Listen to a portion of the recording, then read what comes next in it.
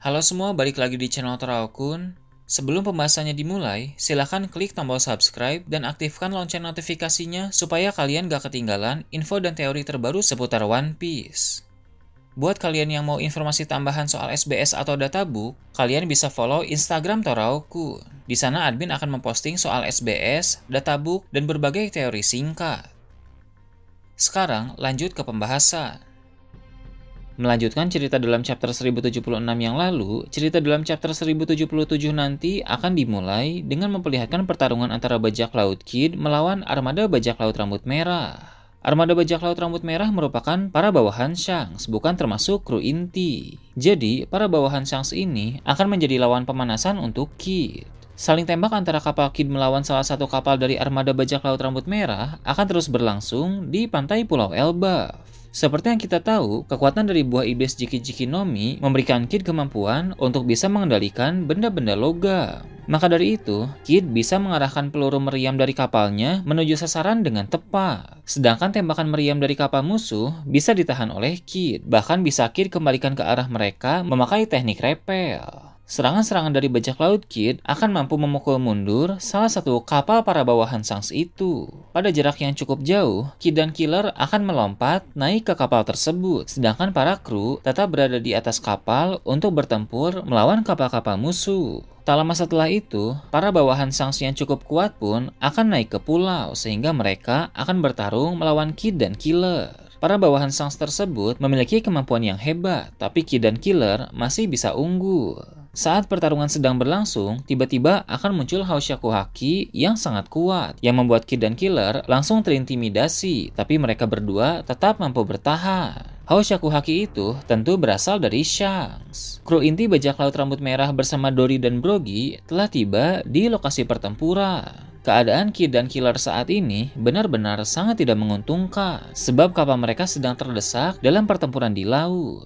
Para kru di kapal tersebut belum bisa naik ke pulau untuk membantu Kid dan Killer. Lalu di hadapan mereka pun, Shanks dan kawan-kawan bersama para raksasa sudah muncul.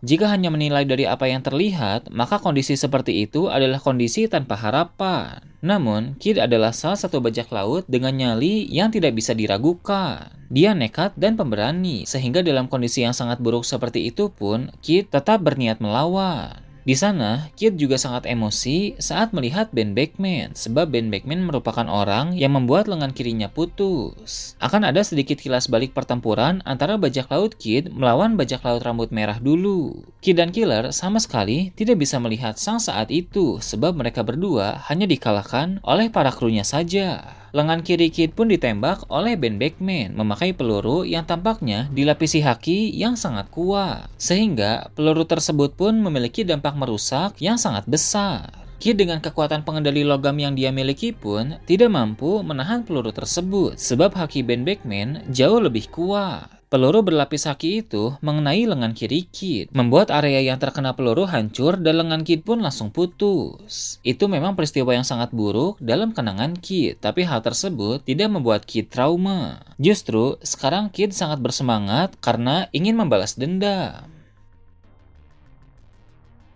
Chapter terbaru nanti pun akan memperlihatkan sedikit pertarungan saat ini antara Kid dan Killer melawan bajak laut rambut merah. Kid dan Killer akan langsung memakai kekuatan penuh. Shanks dan Ben Beckman juga akan langsung maju karena Shanks menghargai keberanian Kid sehingga dia memilih untuk turun tangan langsung. Namun, Shanks dan Ben Beckman terlihat bertarung dengan santai, tidak memakai seluruh kekuatan penuh.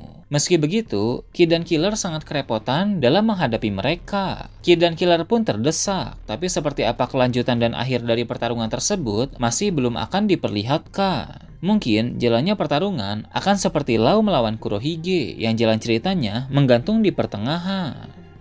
Beralih ke tempat lain, di sekitar Pulau Egghead sudah mulai berdatangan kapal-kapal angkatan laut. Seperti yang kita tahu dari chapter yang lalu, ada lebih dari 100 kapal yang menuju ke tempat tersebut. Namun, beberapa kapal yang telah tiba lebih dulu masih menjaga jarak aman. Mereka harus menunggu kedatangan Kizaru, baru mereka akan memasuki Pulau Egghead. Sebentar lagi, Pulau Egghead akan berubah menjadi medan pertempuran yang sangat dahsyat.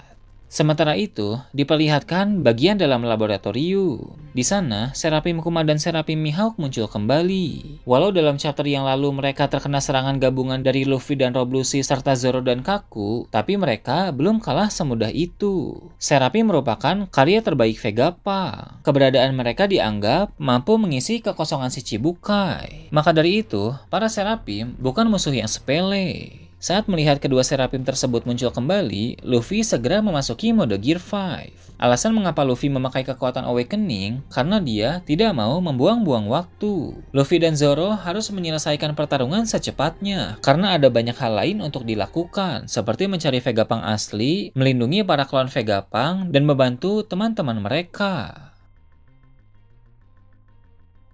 Kemudian akan diperlihatkan ruangan tempat di mana Bonnie berada. Dia telah selesai melihat kenangan Kuma. Bonnie pun menangis karena ada berbagai hal buruk dan memilukan yang dia lihat dari kisah masa lalu Kuma. Sementara dia menangis, tiba-tiba muncul siluet dari seseorang yang belum jelas itu siapa. Besar kemungkinan itu adalah siluet dari sang pengkhianat yang terus-menerus mengacau di laboratorium. Sang pengkhianat itu mungkin ingin melakukan hal buruk kepada Bonnie, entah mau menghabisinya atau mau menculiknya dan memasukkannya ke dalam penjara rahasia yang sama dengan Vegapunk. Namun, tentu Bonnie tidak akan bisa diculik begitu saja. Dia akan memberi perlawanan, bahkan bisa jadi Bonnie akan menang dan mengungkap identitas asli di balik sang pengkhianat itu. Tapi tentu sang pengkhianat pun tidak akan menyerah begitu saja. Dia akan memanggil Seraphim untuk membantunya. Seraphim yang sudah diperlihatkan keberadaannya saat ini hanya 3, yaitu S-Snake yang bertemu dengan kelompok Usopp, Franky, Lilith, dan York, sedangkan S-Bear dan S-Hawk di ruangan yang sama dengan Luffy, Zoro, Shaka, Rob Lucci, dan Kaku. Jadi, yang akan membantu sang pengkhianat itu adalah S-Shark, karena keberadaannya saat ini tidak diketahui. Terakhir, akan diperlihatkan Cross Guild. Alasan mengapa mereka muncul, karena dalam saga terakhir yang sedang berjalan saat ini, semua kelompok Yonkou akan ditampilkan. Sekarang, cerita sedang berfokus kepada kelompok bajak laut topi jerami di Pulau Egghead. Beberapa waktu yang lalu, diperlihatkan kelompok bajak laut Kurohige yang bertarung melawan Lau. Lalu, dimunculkan juga kelompok bajak laut rambut merah di Pulau Elbaf. Maka tak heran bila Cross Guild sebagai kelompok Yonkou juga akan mulai sering disorot. Diperlihatkan beberapa kapal Cross Guild bersiap untuk menuju ke suatu tempat. Masih belum jelas tempat mana yang mereka tuju, tapi yang jelas mereka akan melakukan sesuatu yang sangat penting, sebab Crocodile dan Mihawk memimpin langsung kapal-kapal itu. Nah itu tadi, prediksi chapter 1077 dan kedepannya. Gimana menurut kalian? Silahkan tulis di kolom komentar di bawah.